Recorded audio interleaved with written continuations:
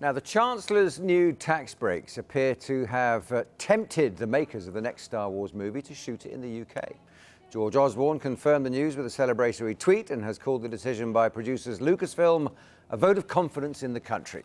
Production on the 7th instalment of the sci-fi saga is expected to start next year, as Jason Farrell now reports. It seems rebel forces and the Empire have agreed to pitch their next battle in Buckinghamshire. The new Star Wars trilogy will be made in the UK, where much of this original was filmed, and Pinewood Studios are tipped as the most likely venue for Jedis and droids to gather. These characters have graced our studios before. The very first Star Wars film was made in the UK back in 1976, and my friend here, along with 200 other characters, was designed and built in this very room in Twickenham. Designer Andrew Ainsworth explains the attraction of Britain to filmmakers. We have a lot of talent in England, we always have had. You know, we're very adaptable, and let's face it, the economy is a bit low and people are hungry for work. So anybody like Disney with a big business sense, a good business sense, would say, I'm going to get value for money there. So Pinewood, which has housed Harry Potter and James Bond, will now welcome characters such as Yoda. The Chancellor says it's the tax breaks for that they have come. I got personally involved in trying to persuade the Lucasfilms to bring Star Wars to the UK, so I'm absolutely delighted. And, you know, it looks like the force is strong with this one. At last, something for the Chancellor to laugh about. I'm sorry. It's a massive thing for the UK that Star Wars is going to be shooting here. I mean, for one, it's a huge, big budget production, so it's going to bring employment. It's going to be drawing on all those technical skills that we already do really well here in the UK for film. More than that, there's a commitment that there's going to be another film in 2 years' time, and then another film in 2 years after that. Like other movies, Star Wars VII can get tax relief if 25% of the expenditure takes place in the UK, which can be claimed on up to 80% of the total budget. The first 6 Star Wars box office sales totaled £2.8 billion. Add merchandising, it's estimated they've made £17.6 billion. But billionaires do like tax breaks. Many years ago, Britain didn't support the film industry, and when I came here, it was, you know, on its last legs, and fortunately now it's a lot steadier. The new Star Wars is expected to feature old characters such as Harrison Ford's Han Solo. It starts production next year, and The Empire is back in cinemas in 2015. This will be a day long remembered.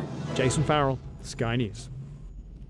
Well, part of the fans' excitement is over who may reappear in this new film. Warwick Davis played a furry Ewok called Wicket in the 3rd movie, Return of the Jedi. He joins me now. Warwick, good to talk to you. Well, I suppose if Harrison Ford can pull on those tights again and carry a laser pistol around again, there's no reason why you can't put on a furry costume and pull off Wicket again.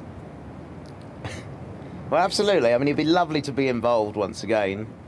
But I'm not dying to get back in the furry suit. To play a Jedi would be quite nice, or even a sort of a villainous character, perhaps. Somebody on the dark side might be interesting. Well, are you getting any ideas of what kind of villains are going to be in this latest Star Wars VII, so you could put in an application for the job?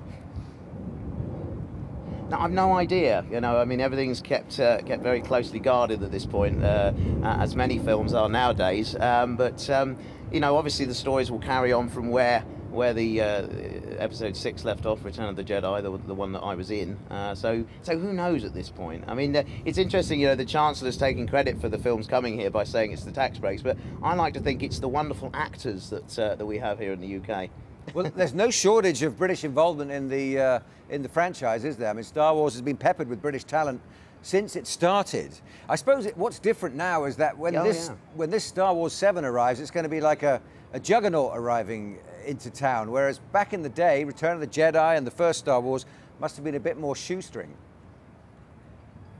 Well, absolutely. I mean, when Star Wars was made here in 1976, nobody knew what they were doing. I mean, even the people that were working on the film kind of didn't understand sci-fi and exactly what this was going to become. And, you know, by the time Return of the Jedi was made, people were aware of the phenomenon that Star Wars was becoming. But I suppose now, here we are in 2013, you know, Star Wars is still as big as ever. I mean, this year we celebrate the 30th anniversary of Return of the Jedi.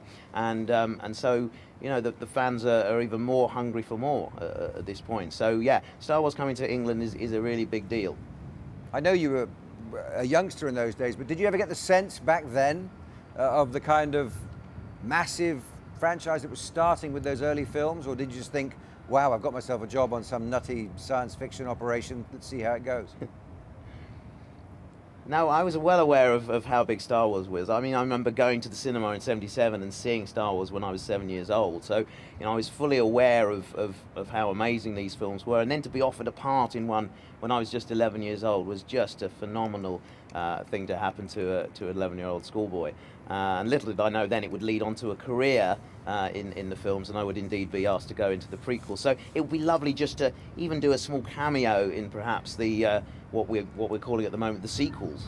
Yeah, no, indeed. I mean, you know, the Chancellor, as you said, is taking credit with the tax breaks for big franchises like this coming back, and the Bond movies are made here, of course, and Harry Potter is made here. But also, there's something enduring about the British film industry. We've always got actors playing in big productions. We've got makeup artists and costume suppliers and special effects people peppered through the industry. Clearly, there's something good about what we're doing here in Britain in terms of movies, whether or not our chancellors help us out.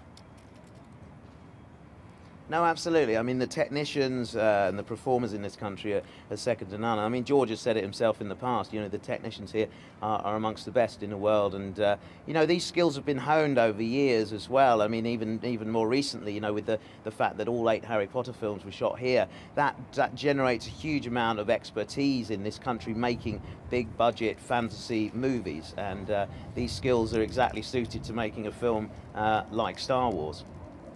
Warwick Davis, thanks very much indeed for joining us this afternoon on Sky News. I will be disappointed if I go and see this film and I don't see you sitting atop a big throne dishing out some unfairness as the main baddie in the latest Star Wars. So good luck with that. Thanks for talking to us. Well, good. Well, thank you very much indeed. Thank you.